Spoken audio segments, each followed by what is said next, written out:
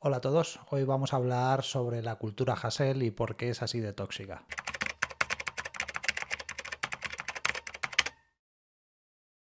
La cultura Hustle básicamente es una narrativa que nos dice que hay que dejarse la vida por nuestra empresa. Puede parecer una locura, pero es bastante habitual en el mundo de los negocios, sobre todo cuando fundamos uno. Y para mí es una cultura que simplemente es una falta de respeto hacia la vida. Yo he fundado un negocio, he metido muchas horas en él y al final me he dado cuenta de que seguramente con menos horas habría llegado pues prácticamente al mismo sitio. Lógicamente yo creo que emprender es duro y que esforzarse es bastante necesario y que si únicamente haces las cosas que te apetecen, pues va a ser complicado llegar a ningún sitio. Mejorar en algo suele ser un proceso desagradable que implica esforzarse y eso no es divertido siempre. Pero meterse en un frenesí en el que ni comes, ni duermes, ni te cuidas, desde luego no es el mejor camino para conseguir nada. Realmente si quieres que tu empresa funcione, pues lo primero que tienes que funcionar eres tú mismo. En este sector hay muchísimo burnout y muchísimas patologías mentales y muchas vienen provocadas por la implantación de esta cultura hustle.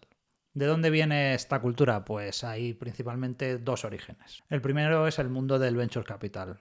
Hay muchísimas cosas positivas en el mundo de los VCs, pero esta no es una de ellas. Hay que entender que muchos de los consejos que provienen de ese sector pues están orientados a minimizar el riesgo del VC. Y si tú estás 3 o 4 años dedicado en cuerpo y alma a tu empresa en la que ellos han puesto dinero, pues las posibilidades de éxito, al menos en su cabeza, son más altas. El otro origen de esta cultura es el mundo de los vendehumos. No escucharás a ningún panoli de estos que afirman que tienen Lamborghinis decirte que la cultura del esfuerzo está sobrevalorada. ¿Por qué? Pues la respuesta es clara, porque ellos necesitan tener una excusa para que cuando lo que te están vendiendo no sirva para nada, decirte que no te has esforzado lo suficiente y la culpa es tuya. Desde luego es un origen bastante menos lícito que el del venture capital porque por lo menos los otros invierten su dinero y están exponiéndose a un riesgo. Estos te quitan el dinero y además después te echan la culpa.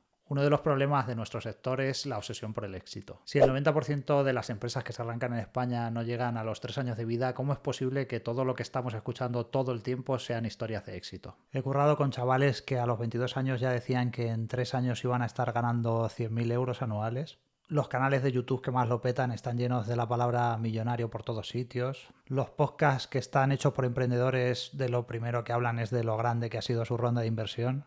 Newsletteros cuyo único negocio ha sido vender la suscripción a su newsletter van dando lecciones sobre cómo hacerse ricos y así todo. Estos son solo algunos ejemplos de las cosas que vemos cada día online. Lógicamente yo creo que el dinero es importante, no voy a ser yo el que lo niegue cuando siempre he sido un defensor de la rentabilidad de las empresas y por lo tanto sí que pienso que es una de las métricas más relevantes a la hora de hacer negocios. Pero quizás estamos viviendo en una burbuja en la que estamos midiendo las cosas con escalas un poco irreales. Por ejemplo, un catedrático de universidad cobra 56.000 euros al año.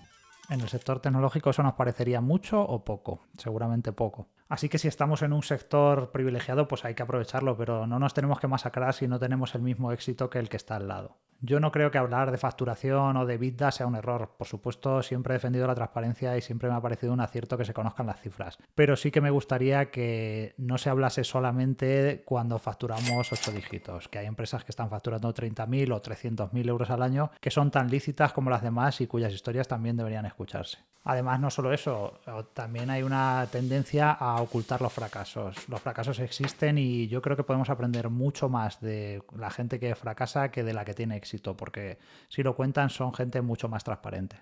El tema es que si nos comparamos continuamente con el que tiene más que nosotros, pues siempre nos vamos a sentir pobres. Lo que me gustaría transmitir en este vídeo es que hay otros muchos caminos. Que hay que tener en cuenta que emprender, por lo general, es una carrera de fondo más que un sprint. Que si alguien te dice que dejes de lado tu vida para dedicarla al negocio, quizás lo que tienes que dejar de lado es a ese alguien. Vida solo tienes una, posibilidades de fracasar cuando montas una empresa, pues tienes muchísimas. ¿Crees que vas a minimizarla cuanto más trabajes? Pues es posible, pero también hay otros muchísimos factores. El timing, la suerte, los competidores. Hay muchísimas cosas que escapan a tu control y que no van a mejorar porque tú te mates por tu empresa. Por lo general, en los grandes éxitos existe un factor súper relevante de suerte. La cultura corporativa española de calentar la silla se ha traducido un poco a la de trabajar 70 horas si eres autónomo y además vanagloriarte de ello. Y hay muchísimos casos en los que no siguen estas jornadas locas, como por ejemplo Carlos con su empresa Cuaderno, que trabajan 5 horas al día, o por ejemplo Bosco con Sin Oficina, que tiene un horario súper flexible, o Tommy con The Class Yoga, que vive básicamente haciendo surf. Son algunos ejemplos de empresas que han elegido un camino distinto al de matarse para que la empresa tenga éxito. Y de hecho, al final han conseguido tener éxito. La mayoría de nuestros trabajos requieren un esfuerzo intelectual bastante elevado y es muy difícil mantenerlo durante 8, 10 o 12 horas al día. Lo que pasa es que cuando estás metido en esa rueda de matarte para trabajar, pues es difícil darte cuenta de que si te cuidas un poco y te despejas de vez en cuando, pues seguramente saques el mismo trabajo adelante con la mitad de tiempo. ¿Significa esto que hay que dedicarse a no hacer nada para esperar que venga la suerte? Pues yo creo que no. Yo siempre he defendido que si quieres que pasen cosas, pues debes hacer cosas. Para mí, hacer cosas es una de las mejores inversiones que hay. Aunque fracasemos solamente por el aprendizaje y por la motivación, pues ya puede ser un retorno bastante rentable para nuestra vida. Si te ha gustado este vídeo, cada semana subo uno hablando sobre negocios digitales, así que suscríbete y nos vemos la semana que viene. Gracias.